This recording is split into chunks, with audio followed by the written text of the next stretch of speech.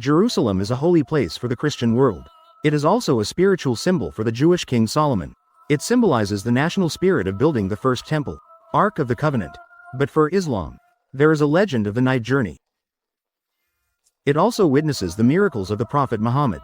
According to the Quran, on July 27, 621 AD, which is 2 years before the Islamic calendar, Muhammad in his sleep was awakened by the Archangel Gabriel. The Gabriel here is actually the Gabriel of the Christian world. Gabriel asked him to ride the divine beast Barak. Muhammad asked where to go. The Archangel replied, Allah calls you. Quote, in almost an instant, Muhammad arrived at the farthest mosque, which is known as Jerusalem in Hebrew. Muhammad ascended the ladder of ascent. From the holy temple in Jerusalem, he ascended directly to the seventh heaven. After the gates of heaven opened, Muhammad was in the first heaven, and met the first saint, the father of humanity, Adam, known in the Christian world as Adam. In the second heaven, he met Jesus and John, known in Christianity as Jesus, and John as John in Christianity. In the third heaven, he met Joseph, known as Joseph in the Christian world. In the fourth heaven, he saw the saint Idris, known as Enoch in the Christian world. Enoch accompanied Muhammad as they ascended to the fifth heaven, where they were welcomed by the saint Harun. In the sixth heaven, Muhammad met the saint Musa, who in this context is actually the Moses, who led the Jews out of Egypt in the Old Testament. Moving on to the seventh heaven, Muhammad met the holy Ibrahim. Ibrahim is actually Abraham. Muhammad reached the extreme of paradise. Here he saw the date palm tree of paradise, different from earthly date palm trees. The leaves of the date palm tree here are as large as elephant ears. The fruits are also much larger than earthly ones. He also met Allah, the Almighty, here. Allah revealed to Muhammad here, requesting, all Muslims are required to pray 50 times a day. After leaving the extreme, Muhammad met Moses. Musa asked him about Allah's revelation. Musa said to him, you should go back and ask Allah to reduce the prayers, because your followers cannot bear such a burden. I was once given a similar mission, to test my Israelite descendants, but they were all unable to complete it. Muhammad was between Allah and the Prophet Moses. He went back and forth 5 times, until Allah granted permission to the Muslims. Only 5 prayers a day were required. Muhammad returned to the side of the Prophet Moses, informing about the rewards of Allah. The Prophet Moses continued to comfort Muhammad. You should continue to pray to Allah to lighten the prayers. Muhammad replied, I have repeatedly asked Allah to lighten the prayers. I am very ashamed. I am willing to obey and do. This is the legend of Muhammad's night journey to the heavens. In the year 622 AD, Muhammad led the Muslims to migrate to Medina, and made a famous peace treaty with the Jews, the Medina Charter. With the development of Islam, the Quraysh tribe in Mecca formed an alliance with other tribes, alliance against Islam. They began raiding the local Muslims in Mecca, threatening every Muslim returning to Mecca.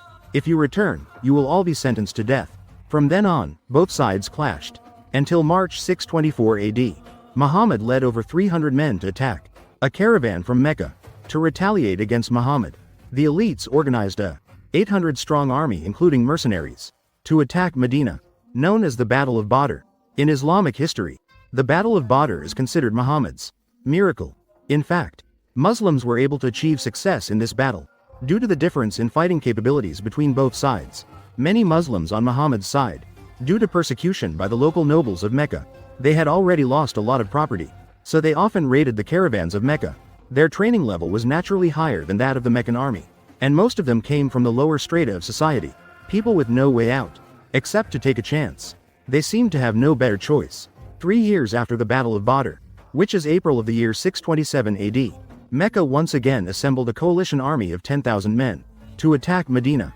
Dissatisfied Jews had colluded with the Meccan army, agreeing to attack the Muslims from the rear after they entered the city. However, Muhammad won this battle with clever trench warfare tactics, and emerged victorious in this battle. Afterward, the Muslims in the city began to retaliate against the Jews. Almost all adult Jewish males were killed. In the following March, Muhammad signed a treaty with the Meccan authorities. Hudaybiyah Treaty agreed to immediately cease hostilities. Muslims could visit without weapons, visit the Kaaba, but with Mecca's authorities breaking the agreement, Muhammad unilaterally declared the treaty void. A month later, he quickly assembled 10,000 men prepared in secret to attack the Meccan region. Mecca's elites immediately surrendered. Muhammad also declared amnesty for all Meccans. As the followers of Islam grew, 8 years later, Muhammad returned to Mecca. He cleared all idols and paintings from the Kaaba, preserving only the black stone as a sacred relic. From then on, Mecca became the center of Muslim pilgrimage. With the conquest of Mecca, Islam spread throughout the Arabian Peninsula.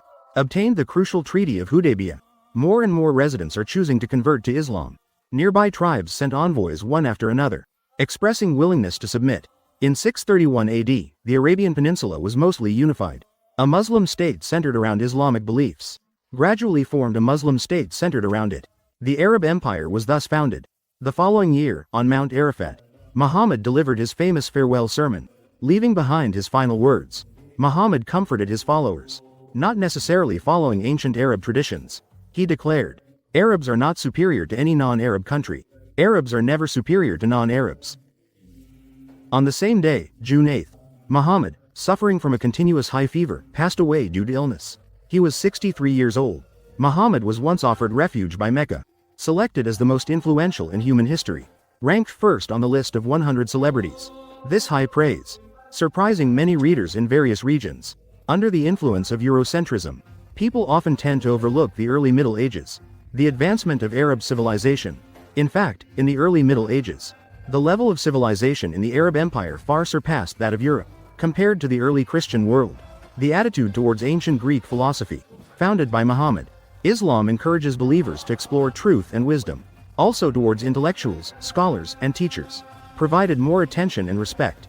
This open and inclusive attitude allowed Arab civilization in the early Middle Ages, inherited more from ancient Greece, academic thoughts from ancient India, early religious tolerance policies, also provided a good environment for academic exchange. The sharing about Islam ends here. After the updates on Western philosophy column are mostly done, I will consider opening a column on Islamic philosophy, to continue updating and explaining for everyone. Lastly, I hope everyone can view the differences between different cultures with equality and objectivity, and face the world with a more diverse and inclusive attitude. Stay tuned as I take you to understand philosophy in a popular way. In the next episode, we will return to the main theme, to continue introducing for everyone Aristotle after Parmenides. Friends, see you next time.